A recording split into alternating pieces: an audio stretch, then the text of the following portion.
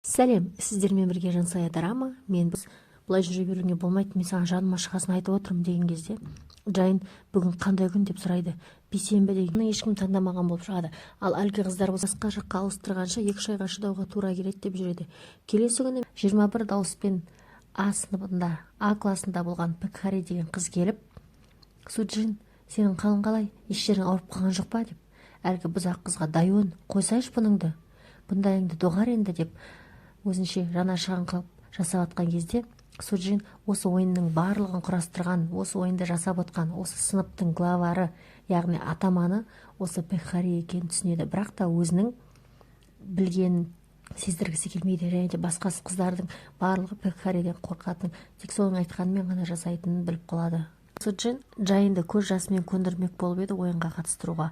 Жылап, менің бұл қиналып жүрмін мына қорлықтан, әкеме де айта алмаймын деп қанша амалын тапса да, бірақ та Жайын көнбеді. Жоқ, мен бәрібір ойынға қатыспаймын деп. Осы кезде әкесі Суджинға енді басқа қалаға көшпейтін, осы мектептен оқуын бітіретінін, аяқтайтынын айтады. Сон Суджин ұстазына барлығын айтып беріп, зорлық-зомбылыққа қарсы комитет шақыруын сұрайды. Ал ұстазы болса, мен бұны айту үшін маған дәлел керек. Сенің денеңде ұрып соққан не күйгеннің дәлелі бар ма деп сұрайды. Болмаса оны қолдан жасаймыз деп Суджинді күйдірмекші болған кезде кластасы мен Жайын келіп ұстаздың құрығынан құтқарып алады. Осыдан кейін Жайын Сон Суджиннің өтінішін қабыл алып, ойынға қатыспақшы болады. Давай уничтожим игру в пирамиду. Это мой ответ.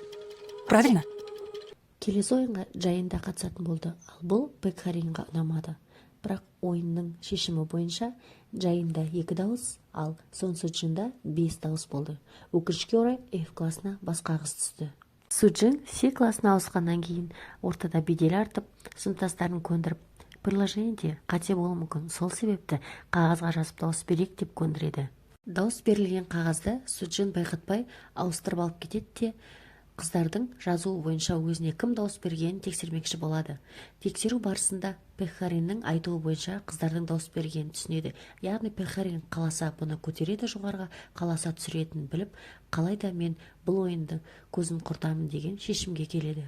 Суджин сыныптастарын зерттей келе ата-аналарының бір-бірімен жұмыстары арқылы байланысты екенін біледі. Және де пирамиданы құрту үшін жоспар құра бастайды. Басқа сыныптастарын өздеріне жақындастыру үшін өздеріне тартпақ болады жақын араласу арқылы. Суджин мен Жайын мектепке ұрланып кіріп баратқан дүкендегі сатушы баланы көріп, оның бұрынғы сыныптасы Чоуридің ағасы екенін танып қалады. Чоури бұрын F классына қорлыққа шыдамай мектептен шығып кеткен сыныптасы екен Жайынның. Ол ағасында өздеріне пирамида ойынын құртуға, яғни жоюға қосып алады. Оның ағасы хакер болып шығады. Хакерлік жолмен қыздардың телефонын ақтарып, Суджин бір сыныптасын бопсалау арқылы, ал Жайын болса мен бұл жолды таңдамаймын деп екінші сыныптасын өзіне қиын кезде көмектесу арқылы өздеріне қосып алады. Сон Суджин сыныбындағы танымал беделді Ерин деген қыздан көмек сұрап тұрған кезде К черту игру в пирамиду. болып табылады. Іске ата-аналар мен мұғалімдер араласқысы келбеді. Пекхарин барлығын тоқтатып, жоқ, сіздер араласпаңыздар. Біз өзіміз класста өзіміз шешемін қатысты дауыс. Проиграла. Тебе, Сон Суджи. Вот сейчас мы начали. Суджин барлық қызбен бірдей амандап жатқанда қасындағы қыздар, неге сен ол төменгі класстағы қыздармен амандасасың деген кезде Класса F сейчас не существует. деп барлық қызды таңғалдырады. Чтобы избавиться от игры в пирамиду. Ендігі ойым осы, пирамида ойыннан түбегейлі құтылғым келеді. Сен қалай ойлайсың, Пекхарин деп Пекхарин жынына тиеді. Үйіне келсе Сон Суджиннің әкесі, қызым келесі айда мені басқа қалаға ауыстырды, басқа мектепке ауысуға дайындала бер дегенін естіп, анықтап білсе, әкесін басқа қалаға ауыстырғанын бәрі Пекхариннің ісі екенін біледі. Сөйтіп Суджин Жайынды Пекхарин қолын күйдіріп қинап жатқан үстінен түсіп, сол кезде Пекхаринге айтады: сен қуанбай қой, мен бұл мектептен кетпеймін. Мен қалайда мына ойынды, игра пирамида ойынын құртамын. Игра пирамиданы да, сені да барлығын жоямын дейді. Игра в пирамиду. Это ты. Дене тәрбиесі сабағында Пекхарин қыздарды классқа бөліп, ең төменгі класстағы қыздарды ортаға қойып, қалғандарың соларды ұру арқылы бал жинайсыңдар деп қыздарды бір-біріне қарсы қойып еді. Бірақ та Пекхаринге Сон Суджин өзінің ақылдылығымен ойынды тоқтатып, ойынды жеңіл түрге өткізді. Осыдан кейін басқа қыздар Сон Суджинге хабарласып, мен де осы ойынды тоқтату үшін сендерге қосылғым келеді деп жинала бастады.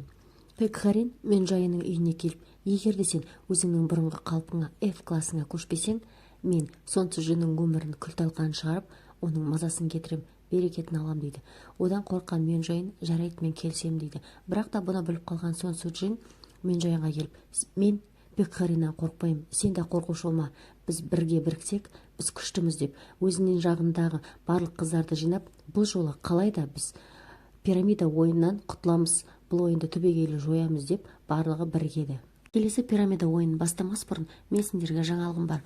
Осы ойындағы F классына таңдалған қыз мәңгілікке қалады деп Пекхарин жаңалығын айтып жатқан кезде, классқа Сонсу Джин кіріп келіп Пекхариннің жағасынан алып, Пекхарин, сенің жасаған ойыныңнан мен Жайын қолын кесіп жүр. Чори үйінен шыға алмай қалды. Дайон мектептен қуылды. Симси Джон енді спортқа келе алмауы мүмкін.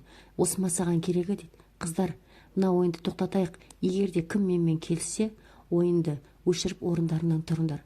Қазір осы сыныптың тең жартысы, көп бөлігі, яғни менімен келсе, біз дәл бүгін бұл ойынды тоқтатамыз дейді. Сол кезде қыздар қанша қорқып отырса да біртіндеп жайлап телефондарынан ойындарын өшіріп тұрып жатады.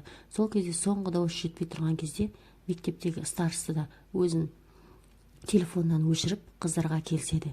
Оның алдында Суджин старшысымен келісіп, яғни өздеріне көмектесуін сұрап, топтарына камера қондырып беруін өтінген екен. Соңында Сонсу Джин өздеріне керекті дауысты жинап, сонымен қыздар, бүгін пирамида ойыны аяқталды деп жариялайды.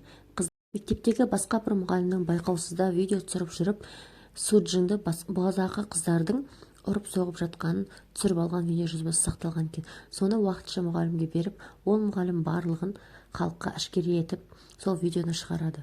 Содан кейін барлығы бұл мектептің былықтарын біле бастайды. Ал Пекхариннің ата-анасы болса, Пекхаринді кезінде, бала кезінде асырап алғандарын, қазір асыраудан бас тартатындарын хабарлайды. Суджин мұғаліммен кездесіп, оған өз алғысын айтады. Мұғалім әрі қарай маған тапсыр дейді. Сөйтіп барлығы әшкере болғаннан кейін мектептегі мектеп директоры мен өздерінің парақор сынып жетекшілерін полициялар жауапқа тартады.